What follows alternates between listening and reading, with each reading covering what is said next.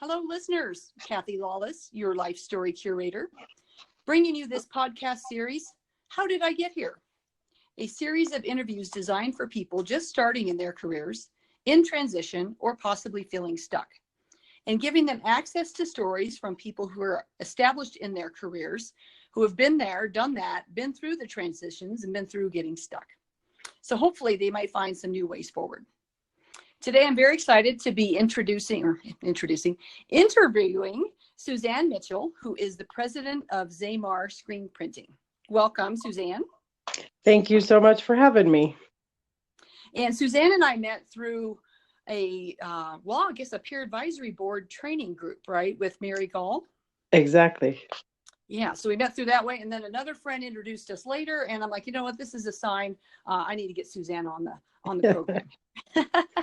That's great. Well, Suzanne, I always like to start with some icebreaker questions so our listeners get to know a little bit about you. So could you share with us where you grew up, how many siblings you had, where you were in the birth order, that kind of stuff, and how you think that influenced you as a person? I was born and raised in Colorado. I was born in a small town, Cheyenne Wells, outside of Burlington, Colorado, and then grew up in Brighton, Colorado. Actually, I was there we moved there when I was 3, and I lived there until I'd been married 10 years, and then moved to another area of Colorado. So I've pretty much been in Colorado my whole life. Well, I'm a Colorado native as well, so woohoo, go Colorado. Yeah, there's not that many of us anymore. It's great. I have one younger brother, so there's only 2 of us, and I am the older sister, and I wore that with pride. I was always the oldest and wisest in my mind, anyway. And in charge, probably, right? That's right. So yeah, I had a great childhood. And what's the age difference between you and your brother? My brother is 3 years younger than I. Yeah. Okay. So we were pretty close growing up. And are you pretty close now? I wouldn't say we're not close, but we don't see him near as much. He does still live in Colorado, but very different lives and different people. And so we actually don't see each other a lot, but we still gather at holidays and celebrations. So that's nice. Yeah. So growing up then out in the smaller towns, what did you play sports? Were you in music? I was not super involved in sports. I was a very active 4-H member. So that was a huge part of my life, and I think a huge part of why I turned into who I did. I attribute a lot of that to my 4-H years. And I also played the piano, and we were really involved at church. So those were my main things that I spent my childhood doing. Your main activities, yeah. What did you do in 4-H? Were you working with animals? I was not. I was all on the home ec side. So I learned to sew and cook and can, and I did babysitting projects and safety things. And so I did all those tabletop kind of economic projects. So. Oh, very cool. Yeah, I forget 4-H is that side as well as the animal side. Absolutely. That was a huge misconception growing up. Everybody assumed I must live on a farm with cows and chickens, and I didn't have any of that. I grew up in town, and so it was mostly baking for me, which I won some pretty high awards in bread baking, kind of still a passion of mine. Oh, very cool. Well, this is what I love learning about people, because this is something we wouldn't know about you if we were just talking about your career. Absolutely true. So shifting gears just a little bit, on the fun meter, on a scale of 1 to 5, 1 being a couch potato and 5 being life of the party, where do you put yourself? I probably fall in that 3 to 4 range. I'm definitely a gatherer of people. That is definitely something I do well, but I'm not necessarily the life of the party once it's together, but I can put them together like nobody's business. So you're all about, we need to have a party and let's do this. Yeah.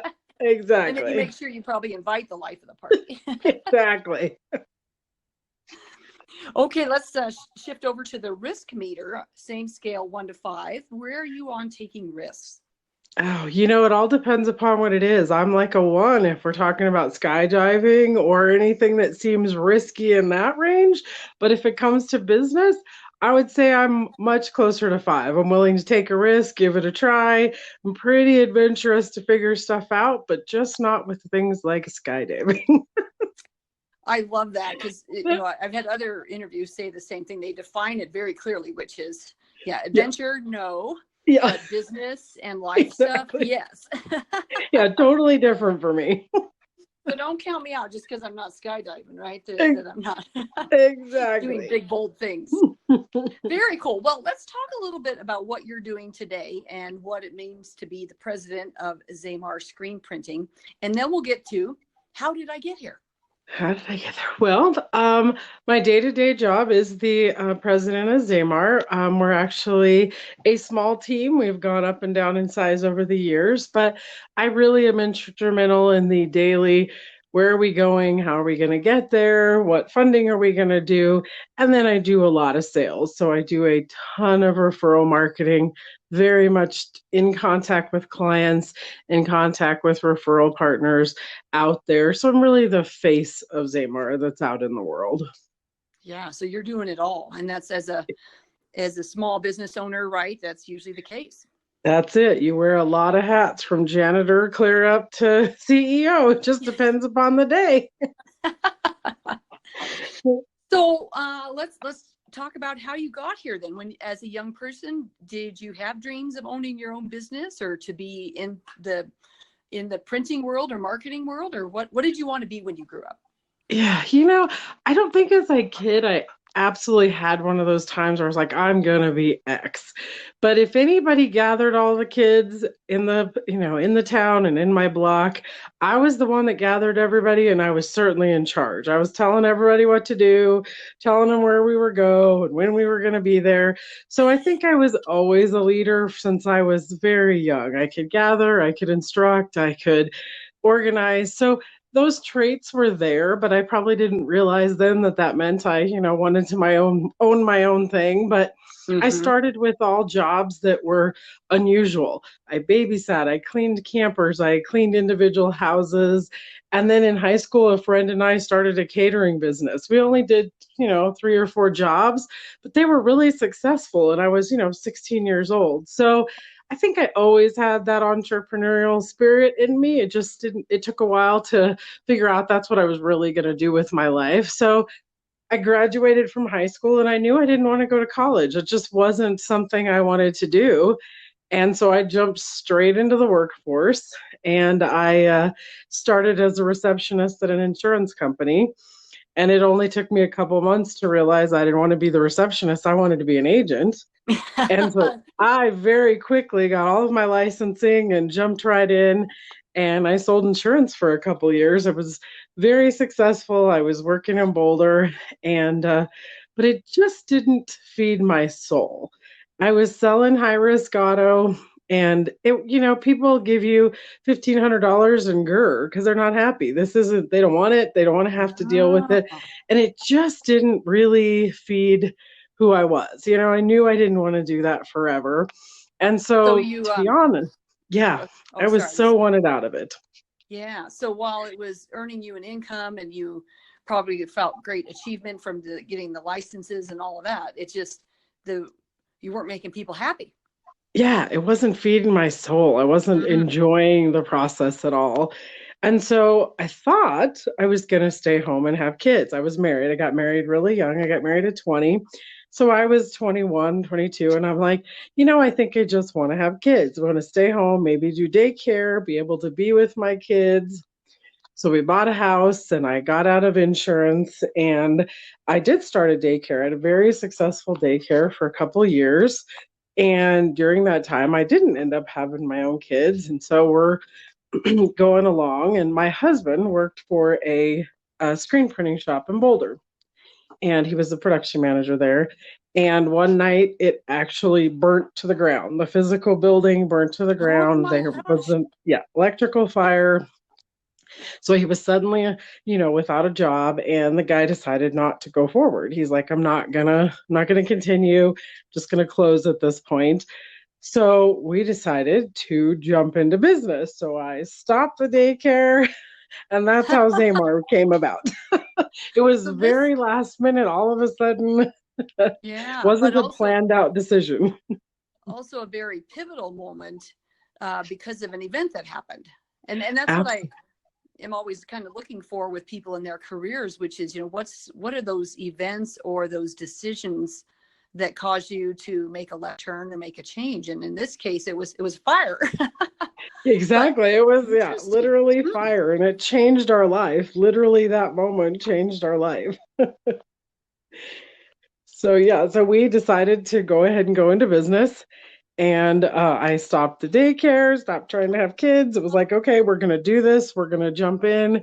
And we started in November of 1993. Wow.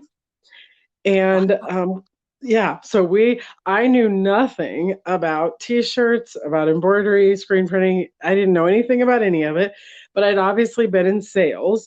So I knew how to do processes. I knew how to talk to people.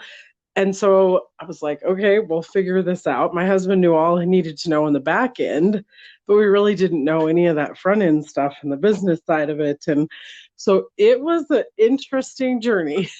We had some very high highs really fast and had big clients and were growing like crazy.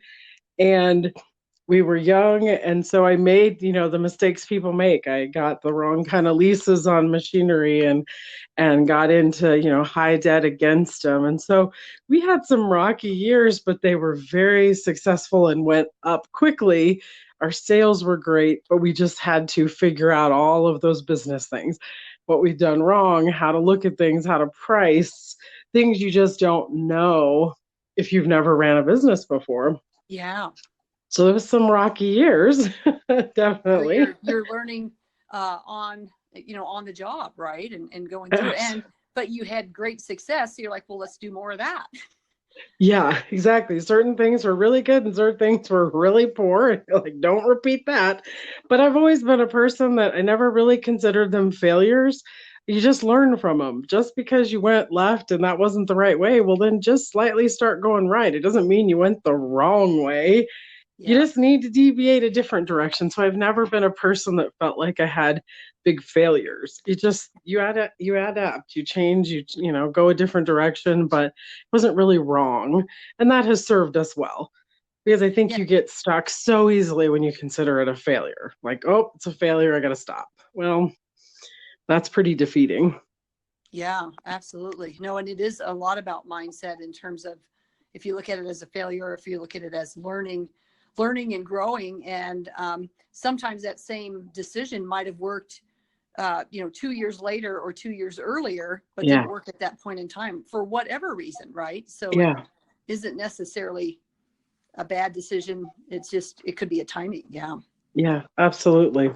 And you just never know. It's just some things end up being great decisions and you thought they were a bad decision at the time. It didn't appear it was going to work out. And then later you're like, oh, that was the perfect move we needed to make. It was risky. We didn't initially seem like it was good, but it really worked out to be the best decision. So sometimes you definitely just have to trust your gut. Yeah. Yeah. Well, it sounds like you've got a pretty seasoned gut, or one that Yeah. you feel very confident in, maybe from Yeah. as a young person.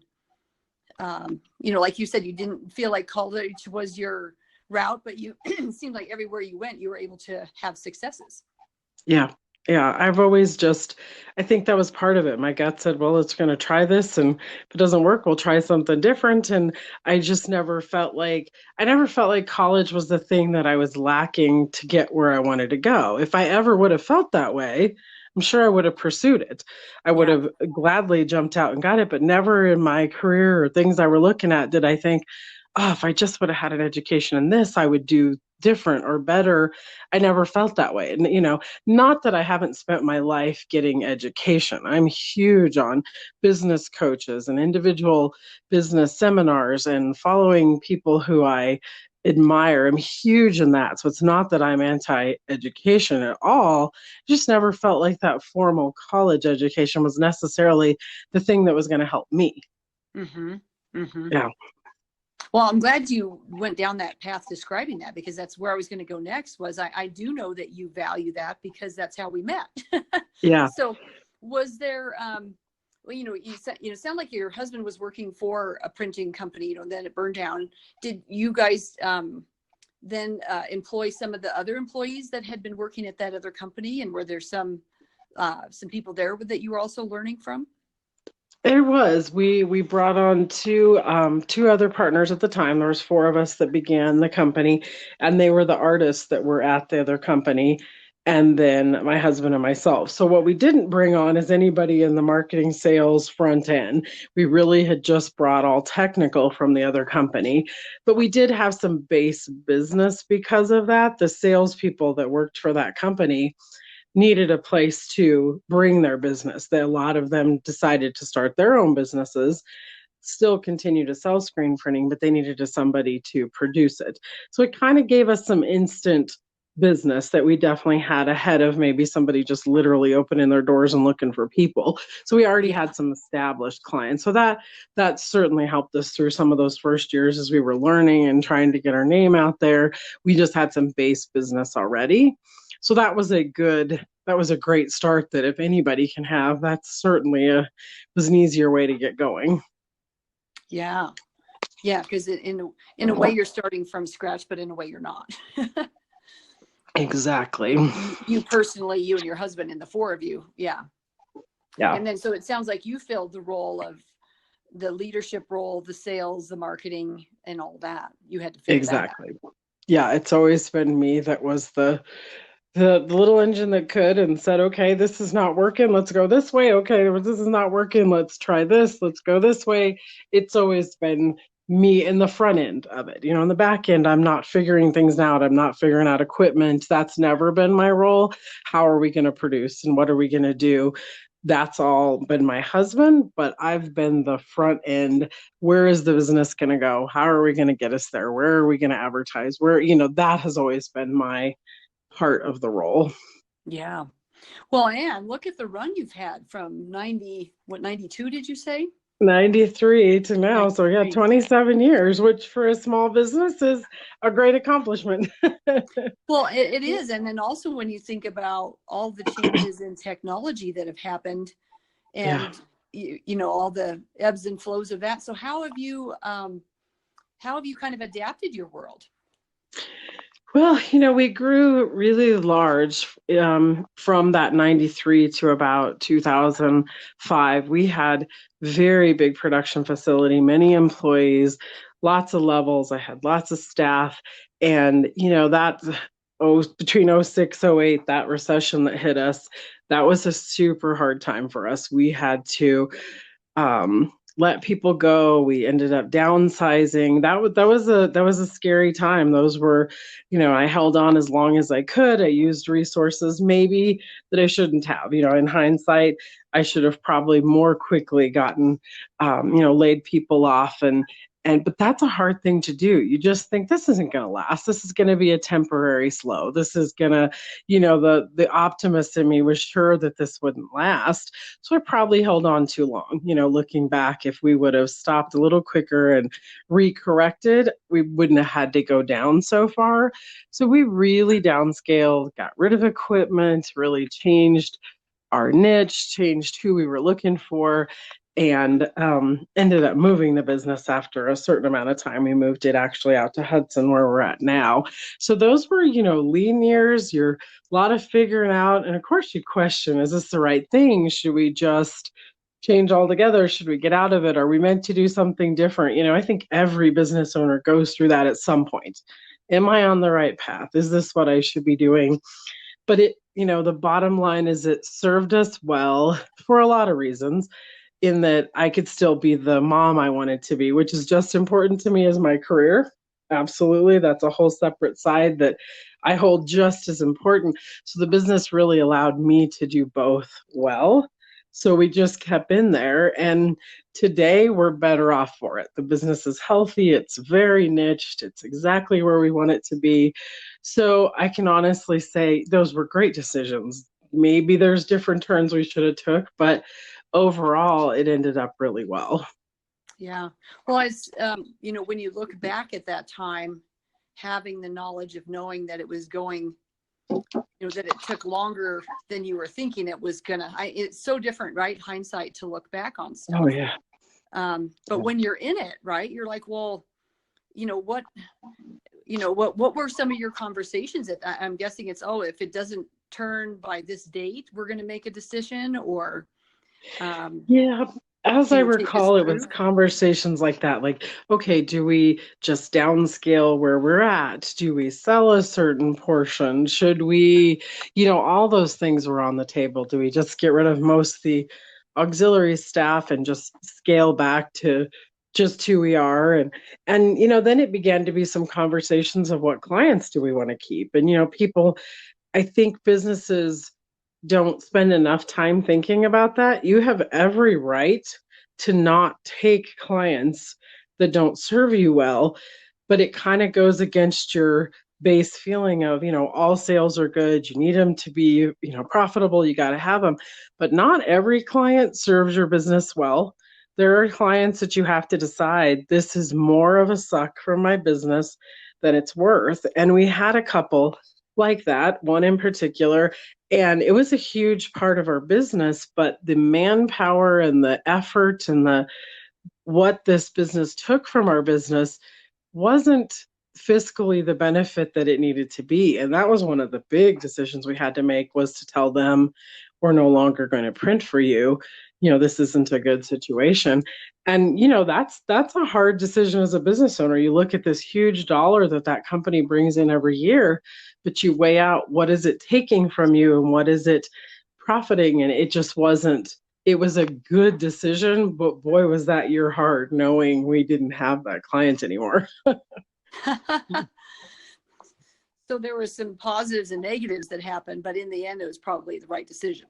Absolutely. We look back now, and the time and the effort and the emotional draw that company had, we're so thankful not to be working with them anymore.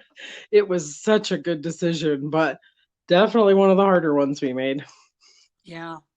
So during this time, did you have a mentor or a coach that was taking you through this? It sounds like you would probably be talking with your husband, obviously, and maybe the other partners of the business, but who else maybe was, were you tapping into for counsel?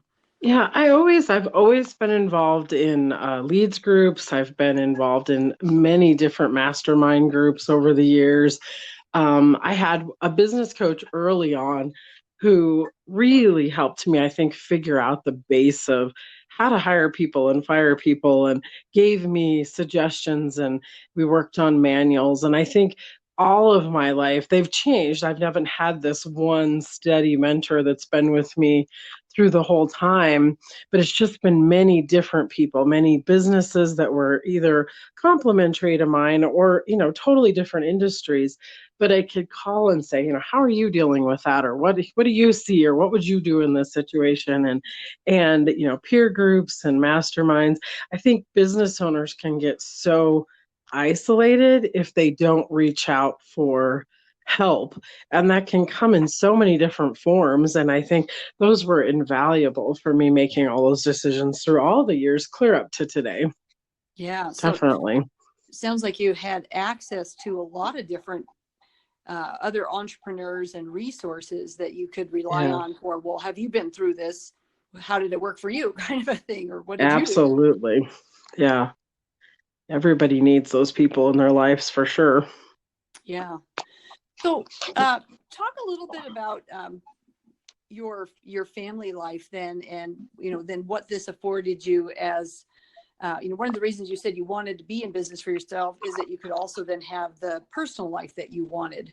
So how did that kind of play out for you? Yeah, I always said I wanted to be a stay-at-home mom. I grew up with a stay-at-home mom, and I always said that's what I wanted to do. And it was important to me to be with my kids, but I did realize there was a huge part of me that wanted to be an entrepreneur also. So I've always been able to kind of balance it. I've worked what I called part-time in the business, like physically at the location, and then I would spend the other half of the day working and being with my kids at home. So I've always been at least with them half the time, at the business half the time. And so we ended up homeschooling our kids, which wasn't our initial, it wasn't a decision we made up front, like, oh, that's what we're going to do from the beginning. It just kind of morphed into it. And so I was able to homeschool my kids. My oldest son is 20, and I homeschooled him from kindergarten clear through. But he graduated high school at 16. And my youngest son is 14 and is still, he's in 8th grade. And going through. And so the business just gave me that flexibility that I could be there for them as the primary. That was the most important to me. And I could work around my appointments and schedules and things at Zamar to really feel like I could do both, you know. And I had my moments when you wonder, are you being a good enough mom? Are you being a good enough business owner? Are you giving enough to your husband? And I think everybody has those moments. And then you reevaluate and lay it all back out. But in general, I feel like the business has been a success because I have been able to do both. Yeah. Well, and then there was another element in there in terms of, are you taking care of you? Well, you know, I spent a lot of years not taking care of me. That is a fact. I would say the first 15 in business, I did not take care of me. And, you know, I had a natural doctor say to me, you cannot start a candle on one end and start burning the other end and expect to be able to make it. So you have to start taking care of you. And so I have done much better in these next 10 years of stopping and taking care of me, because I am a caretaker by nature. So I can take care of everybody in the world besides me. That's an easy Besides thing for yourself. me to do. Yeah. Yeah. So in this, unprecedented times that we're going through now, and all the kids are being homeschooled, this is no change for you and your son. It's not a big change for us. It's true. That's not a huge change for us. Although I still feel like the world is crisis schooling. They're not really homeschooling. And there's a big difference. You know, this is crisis schooling for us. We're missing our groups that we get together. We're missing being able to do sports. We're missing church. We're missing. And so that's a crisis. So I hope people can recognize that you're not doing a traditional homeschooling right now. You know, we're not stuck at home 24/7, not seeing people, not, you know, which is the perception, unfortunately. And so even we're crisis schooling and not being able to do the normal things that we do and be in the activities that we are. So this is a tough time for homeschoolers and businesses. This is definitely something I've never seen. Yeah, not that no one has seen, right? Yeah, absolutely. Yeah. But that is, thank you for sharing that, because that's, I just had made that assumption, well, that it wouldn't be that different for you, but I didn't realize from a homeschooling perspective, all the other activities that you can still participate in. That's absolutely. Really cool. Yeah, so, it's huge. You mentioned too that you hadn't really set out to do the homeschooling. How did that come about, if you don't mind me asking? Yeah, my oldest son spoke very, very, very young, like 18 months, full sentences. He was, you know, he seemed brilliant. It was just like, oh my word, this kid can speak. And as we got closer and closer to school and trying to write his name and do the standard things you do, there was definitely there was a break there. Something was not quite working. And we just felt like, okay, we need to do this first year. Let's give him a try. You know, we're going to work on this ourselves. Well, it became pretty apparent pretty quick that he was dyslexic. And that was a literally years of struggle to figure out how to learn to read the way he needed to, and he didn't learn by phonics. We had a whole special program he learned to read by, and he's brilliant. So my son is brilliant, but he definitely had to do things in a very different way. And I realized pretty quick on, nobody is going to put the kind of time into him that I can. Nobody's going to care and notice and see every step and celebrate with him and cry with him. And nobody's going to do that with him better than me. I know him. And so, you know, and that was a huge decision for us. Obviously, that was a ton of time, money, effort, you know, but it made a difference in who my son is today. He's an amazing child. And, you know, I don't think he would have been that way had I stuck him in a traditional situation. I think it would have been tough for him. Yeah. Well, and tough in, if you're not getting things, then you start feeling not good about yourself. Yeah. Absolutely. Or can feel that way, right? And then that leads to a lot of different parts of how you grow up and how you view yourself. Absolutely. And I think it brings out anger. And I think in him in particular, I think it would have made him angry. I think he would have been lashing out because of, the people teasing him or not getting it or being in special classes. I don't think he would have handled that well, just knowing him. Whereas Yeah. he never had to feel special here or different. He started to look at it, and we always considered it a gift. I think people with dyslexia use both sides of their brain, and they're very, very creative. And that's a whole nother topic I could go on for forever. I researched dyslexia so much, and I look at it from a very different standpoint. It's not a impairment. It makes him who he is. He's, brilliant because of it. And so that is just, it reframed who he could turn into versus the school deciding he was special and not being able to handle it. So that was one of the main reason we continued. Wow. Well, congratulations. Definitely. Like you've got a brilliant young man on your hands now. Yeah. Might have gone a different direction. I agree. Thank you. I think he is too, and I think it worked out very well. It's interesting. I have a good friend who is in her 80s, and she didn't realize she was dyslexic until her son was having difficulty in school. So she's probably in her 30s at this point in this, but think about this era of right, so this would have been in the 60s probably. Oh, yeah. So they're just finding out her son has dyslexia, and then she has the aha moment that she has it. And I remember her saying, I finally realized that I had dyslexia. I wasn't stupid. Yes. And that was what she was, telling herself, because she would be in the classroom and nothing made sense. And she remembered that she memorized the alphabet because it was on, they had the alphabet around the top of the room, just the letters. And then one day the teacher moved them all around, rearranged them.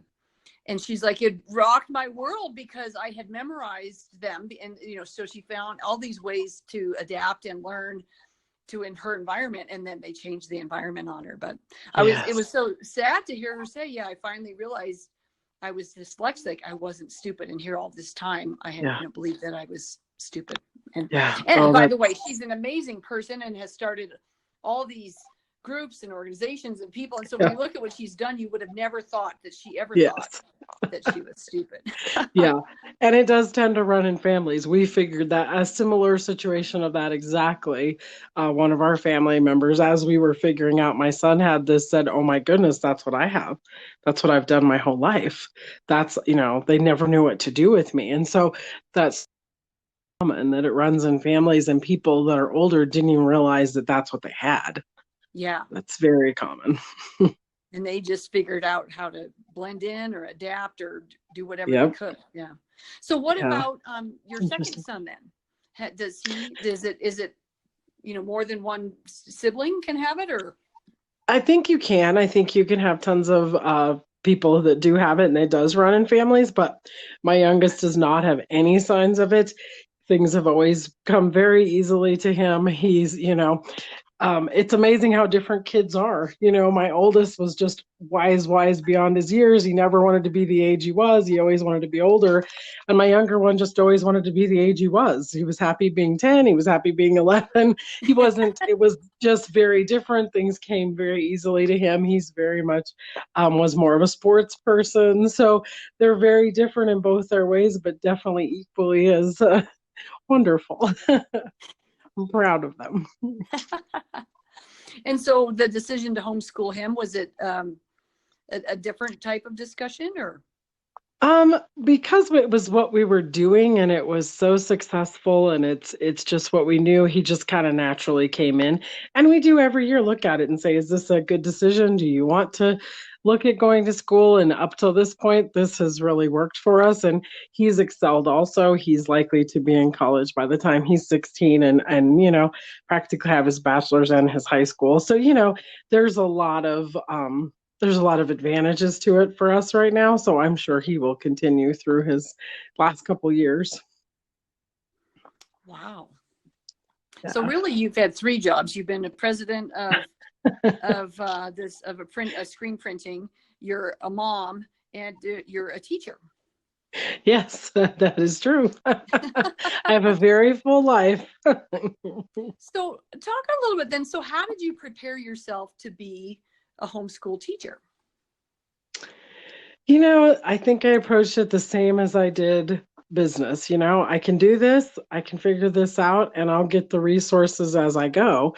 And I've had lots of mentors within it also, homeschool moms that have done it a lot longer than I. And we've always been involved in good groups that I could get suggestions from and lean on. And how do you do this? And there's such great curriculum out there now. And my kids have always been involved in a weekly school, and so as they got older, they have an algebra teacher there who, lectures all 5 lessons. They come home and do them.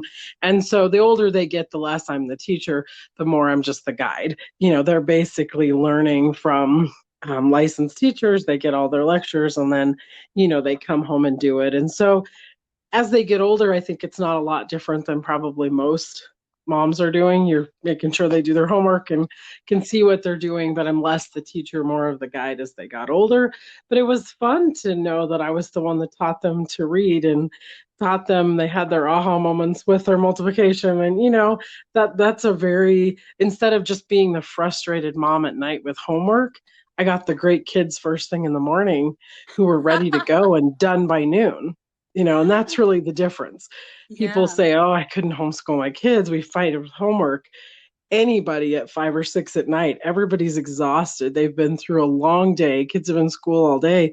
Of course, everybody's frustrated with homework at night. Everybody's tired. They're done. Their minds and their bodies are tired. I got my kids fresh out of bed. So in the first 3 or 4 hours, you can get an amazing amount done. And, it's not that frustration. So it's all perspective. I think people try to compare it to homework at home, and it just isn't that. It's not the same thing at all. Yeah. Well, that's because they don't know. This is great insight in terms of, like you're saying, getting them in the morning and getting them when they're learning and discovering. That is different than, hey, I already learned and discovered this morning. Now I got to do the work. That's very different, right? Very different. Very different. And everybody's tired. The parents are tired, and they're trying to make dinner, and the kids are tired. And, that's not a good productive time for anybody, No, it's not. Yeah. So should we flip-flop it and then do homework in the morning and then school? No. Then the teachers are like, no, you just made my job way too hard. Exactly. Yeah, they would be screaming, no, don't do it. So when we talked before, you had mentioned that some of the programs that we've taken together has been like the Pinnacle offerings and the Pinnacle gift. Talk about some of the Pinnacle gifts, or what you've gotten out of some of the programs we've been through together. Yeah, the Pinnacle gift was an interesting class for me. It's a very intense, 8 hours, and you really figure out what is your gift. And I did that class, it's probably been 2 or 3 years ago. And the base of my gift that I figured out is that I love to mentor. I love people to come across my path who need help, who are struggling, and I really looked at my business at that time and thought, but I'm selling t-shirts and embroidery, and how is that exactly it? And first in my mind, I was thinking, I'm going to maybe end up changing careers. Now that I know what my gift is, I can't, I'm not sure I can do that in this. And I spent a year really looking at it. And all of a sudden, I don't know what changed, but I realized that's what I do every day. Small businesses come in and they say, I didn't do very well at this trade show, and this didn't happen. And, my strength is grab them up and, what could you have done differently? Did you collect names? Did you do this? Did you this? What was your follow-up like? And I just want to mentor them and guide them. And it may be with my product, it may not. That really makes no difference to me. And so I really figured out my gift was working with people, and people are brought to me that I never thought would cross my paths. And people start talking to me, and so many people say, I have no idea why I'm telling you this. I've never told anybody this, but I'm telling you. People tell me that all the time. Like, I have no idea why I'm telling you this.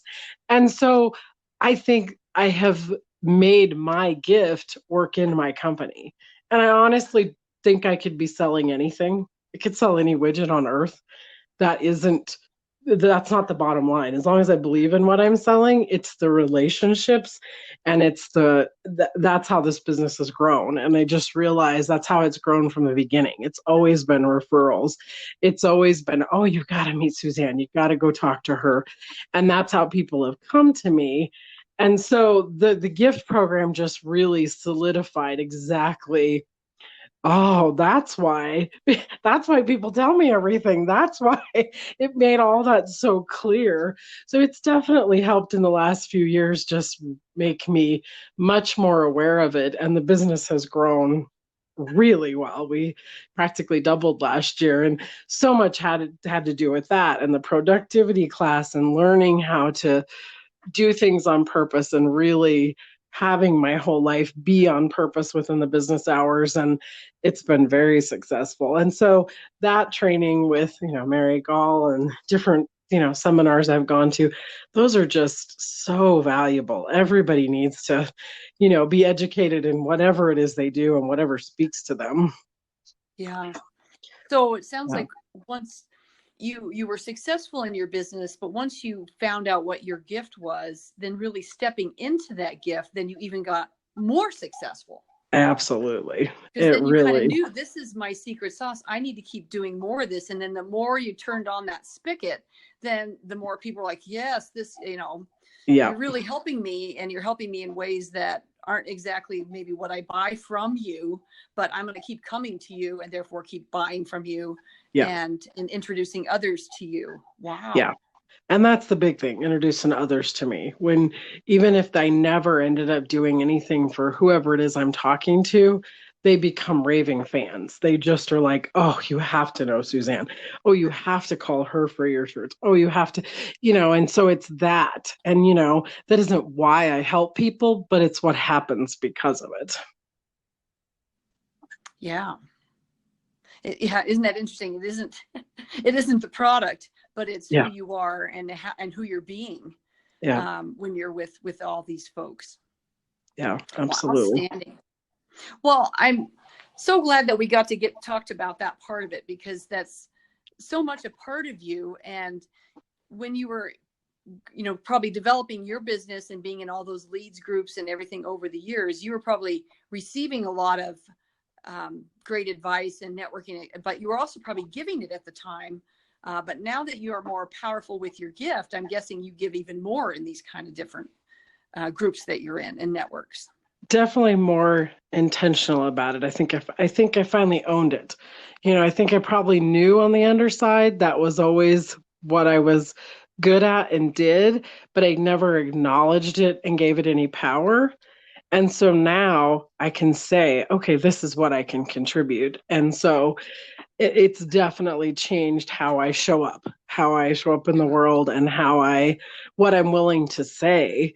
And that took courage, because for a lot of years, like, I'm not going to talk about me. I was much more on the, you just either get me or you don't. I'm not going to tell you. And I've learned to be much more forward with it. Yeah. You might have minimized what value you brought, and now you're really maximizing what you can bring and how you can help others. Absolutely. And it's been great in this time, with what we're going through now.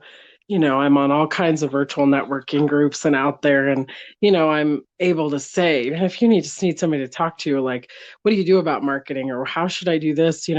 That is just free information. And I really want people to succeed, and it'll come back someday. And I'm just not worried about it. I'm not worried about you buying something from me right now, but it will come back. And so I've spent countless hours, Zooming with people, encouraging them to hold on and try this, and reach out and talk to your people, and you do have stuff to offer. And no, you're probably not going to sell a lot right now. Nobody is, and that's okay. You have to be okay with that. And so, yeah, it's definitely been great during this time to be able to share all that information. Because you're connecting with people. It's just not revenue generating at this time, but yet you're connecting, you're helping, you're supporting. Yeah. And probably while you're getting connected and help it and support yourself. I mean, it's kind of a two-way thing sometimes, right? Absolutely. I'm making connections and meeting people that I maybe wouldn't have before. And if I do my job over the next few years and keep in contact with them, of course it'll become money at some point. That's just how the world goes. But it's my job to keep in contact with them and continue to give and be there and be a resource. And then it'll come back. Yeah. Absolutely. Well, this has been quite a fascinating conversation. So thank you for sharing kind of who you are, what you've done, and how you got to where you are. I have probably about 6 other follow-up questions, but we are getting to a point where we need to start wrapping up. So yeah. if you were to look back on your career, and I guess in your life in general, because, so much we can't just compartmentalize our career, right? It does have to serve our lives. We don't necessarily, we don't live to work, we work to live, or maybe that some people do both. But yeah. what would you say, was the smartest thing, or what was the thing that maybe served you the best that might help others as they're looking at their way forward? I would say that the big thing is just asking for help when you need it. It's not a negative thing to get to a point and say to yourself, I have no idea what to do. I do not know how to go forward. I do not know how to do this. I feel like I'm failing. And that's when people give up. They say, you know what? I'm just going to close this. I'm going to say I found something new. I'm going to go a different direction. If you would just stop and go ask people, go talk to people, go get some resources, you may not use any one person's big advice that just fixes everything, but all of that information together gives you some tools to figure out what that next step is. And so don't be afraid to reach out to people. People want to help. Their natural inclination is to help, but people don't offer that. If they don't know they have the gift to help, they don't offer it unless you ask. And so just be willing to ask those people that you admire. If you admire them for any reason, ask them for help. Great advice. Well, I hate to use the word advice here because I think it's hard for people to accept advice. So I would just say, great lessons learned, great words of wisdom. And you're spot on. People want to help. I know I want to help. If anyone asks me, I am right there. Yep. But it is hard sometimes to ask for help because you feel like, well, I should know this, or, I should have been doing it, or sometimes what they offer is what you've already tried. But anyway, but you do have to get out of your head, and you do have to ask people. So ask for help. Ask for help. Outstanding. Yep. Well, Suzanne, thank you so much for sharing your story today and sharing all of the pieces about you. Is there anything else that I haven't asked you that you might want to share? I don't think so. I think we pretty much covered most of my life. Well, outstanding. Listeners, if you enjoyed today's interview, then please subscribe to the channel, and you will then be prompted for more interviews as they come forward. You can find these interviews on lifestorycurator.com. That's my website. If you have any questions for me or for Suzanne, please post them on that website, lifestorycurator.com, and I'll make sure to get to Suzanne, and we'll get you your questions answered. So on that note, I think we'll wrap up. And Suzanne, again, thank you. And you have a great day and great rest of your week. Thank you. You also. Thank you so much for having me.